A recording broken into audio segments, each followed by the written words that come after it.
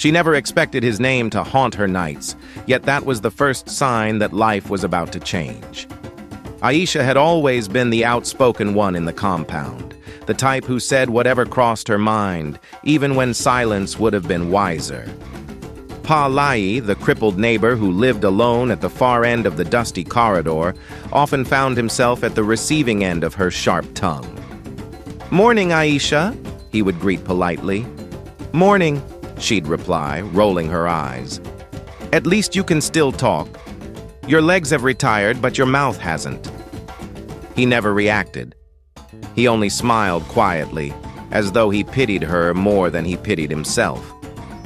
The other neighbors whispered about him, strange dreams, strange prophecies, strange visions he never explained fully. But Aisha didn't believe in such things. She had bigger problems: a sick mother, unpaid bills, a job she hated at the roadside market stall. One evening, when the rain poured like God was washing the earth clean, Aisha walked past him again. "You still sitting outside in this rain?" she taunted. Pa Layi simply replied, "Water washes what people refuse to see. You will understand soon." His words meant nothing to her then. But that night she dreamt she was standing in the same rain. Only this time, Pa Layi was walking, perfectly, towards her. His eyes glowed with something ancient, something unsettling, something familiar. "Aisha," he said in the dream, "stop mocking what you don't understand." When she woke up, her heart was pounding so heavily she felt it in her throat. Why did she dream about him? Why did his voice linger even after morning broke? She brushed it off, not knowing it was only the beginning. The next night, the dream returned, more vivid, more unsettling, more real. This time, Aisha stood in her mother's small, dimly lit room. Her mother slept peacefully on the raffia mat, but her breathing sounded strange, shallow. Aisha bent to wake her, but a cold wind blew through the room, extinguishing the lantern. Then she saw him, Pa Layi, not outside, not in the corridor, but standing right inside her mother's room with a walking stick he shouldn't have needed.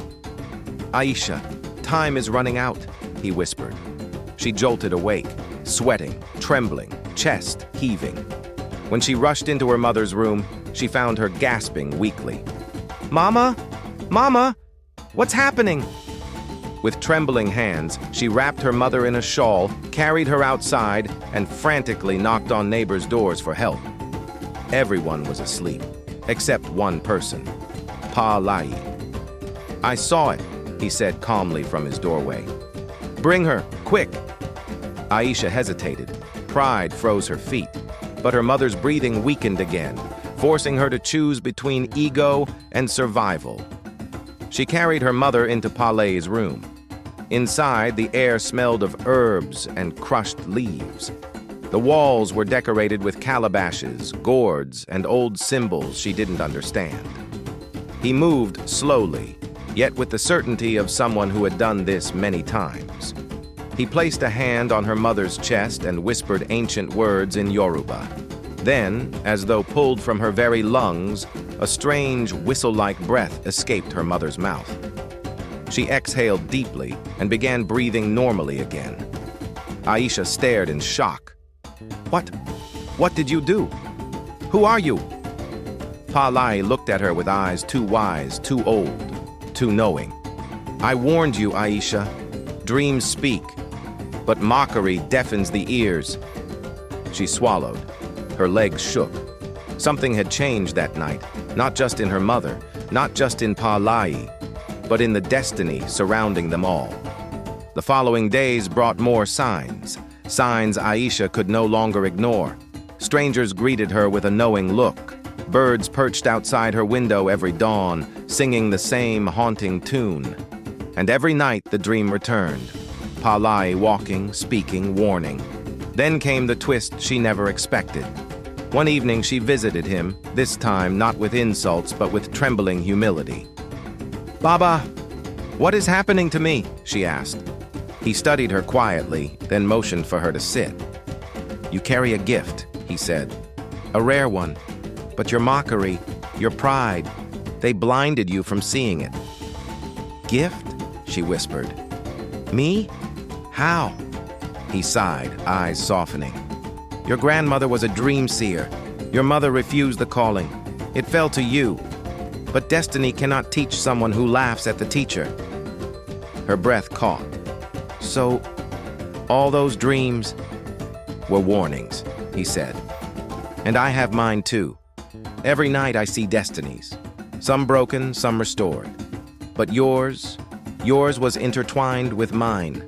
I limp in the physical, Aisha, but in my dreams, I walk the paths others cannot." Aisha felt tears sting her eyes. "I'm sorry," she whispered, "for how I treated you." He nodded gently. Life does not punish, it teaches. The question is, have you learned? And she had. From that night, Aisha began listening, truly listening, to her dreams. She helped neighbors, comforted mothers, warned fathers, guided children. Word spread about her abilities, but she remained humble, remembering the pain of her mistakes. And Pa Layi, his limp remained, but his smile changed, softer, prouder.